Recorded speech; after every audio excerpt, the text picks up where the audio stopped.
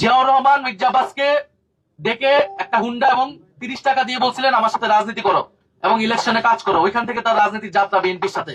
সেই জায়গা থেকে তিনি ঢাকা শহরে সাম্রাজ্য তৈরি করছেন। এই সাম্রাজ্য কিভাবে হয়েছে এ বাংলাদেশের মানুষ জানে, ঢাকা শহরের মানুষ সেটা জানে। ছাত্রদল, যুবদল, বিএনপি, তৃণমূলের নেত্রীরা, নেতাকর্মীরা জীবন দেওয়ার জন্য প্রস্তুত ছিল, কিন্তু এই মির্জা আব্বাসের মতো নেতারা ঢাকা শহরে কোনো গ্রিন সিগন্যাল দেয় নাই।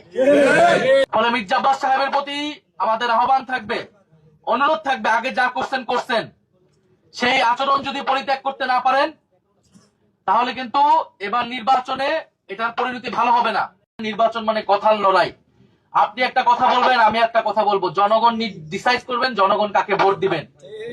তাহলে আপনারা জনগণকে কেন ডিসাইড করতে দিচ্ছেন না? আপনারা নিজেরাই ডিসাইড করে নিচ্ছেন কেন? আপনারা নিজেরাই কেন আক্রমণ করছেন? জনগণ 12ই ফেব্রুয়ারি নির্ধারণ করবে যে কে বেয়াদব আর কে গ্যাংস্টার, কে সন্ত্রাসী আর কে জনগণের পক্ষে কথা বলে যাচ্ছে। ফলে যারা জনগণের সেই মতের উপর শ্রদ্ধাশীল না, যারা নিজেদের উপর কোনো আত্মবিশ্বাস নাই, তারা প্রতিপক্ষকে ভয় পাচ্ছে এবং প্রতিপক্ষকে দমন করার চেষ্টা করছে। মির্জা আব্বাস সাহেবের প্রতি আমাদের শ্রদ্ধা আছে। উনি বর্ষিয়ান এবং অভিজ্ঞ রাজনীতিবিদ, কিন্তু রাজনীতির মাঠে আজকে আমরা এক অন্যের প্রতিদ্বন্দ্বী। কিন্তু কথা ছিল বাংলাদেশে আমরা এই প্রতিদ্বন্দ্বিতাকে শত্রুতায় পরিণত করব না। মির্জা আব্বাস সাহেবও কোনো ভুল ত্রুটির ঊর্ধ্বে না, কোনো সমালোচনার ঊর্ধ্বে না। তাদের বিরুদ্ধে আমরা কথা বলতে পারবো না, সব ভয়ভীতি দেখে আমাদেরকে আটকাবে।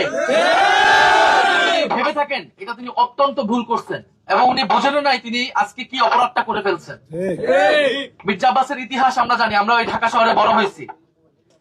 জিয়াউর রহমান মির্জা আব্বাসকে ডেকে একটা হুন্ডা এবং 30 টাকা দিয়ে বলছিলেন আমার সাথে রাজনীতি করো এবং ইলেকশনে কাজ করো। ওইখান থেকে তার রাজনীতির যাত্রা বিএনপির সাথে।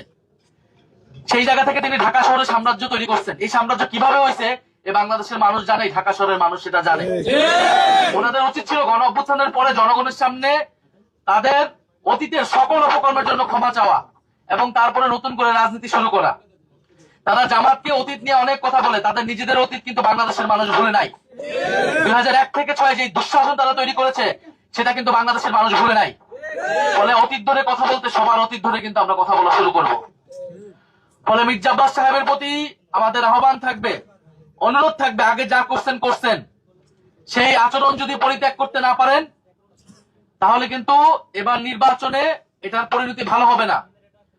এবং বিএনপির মির্জা আব্বাস সহ এই বিভিন্ন সিনিয়র নেতৃবৃন্দ তারা গত 16 বছর আওয়ামী লীগের সাথে আপোষ করে রাজনীতি করেছে।